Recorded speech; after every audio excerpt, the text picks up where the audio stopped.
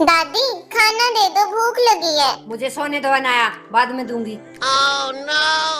मम्मा के बिना तो भूखा ही रहना पड़ता है। अरे आज तो बारिश की वजह से बहुत लेट हो गई। अनाया इतनी उदास क्यों बैठी है? लगता है खाना नहीं खाया इसने। अनाया, ये देखो मम्मी आपके लिए आपका फेवरेट खाना लेके आई है। मम्मा आपको कैसे पता चला मैं भूखी हूँ? बेटा माँ को तो पता चल ही जाता है उसका बच्चा क्यों उदास बैठा है। लो खाना खाओ, अब मम्मा आपको अपने हाथ से खिलाएगी।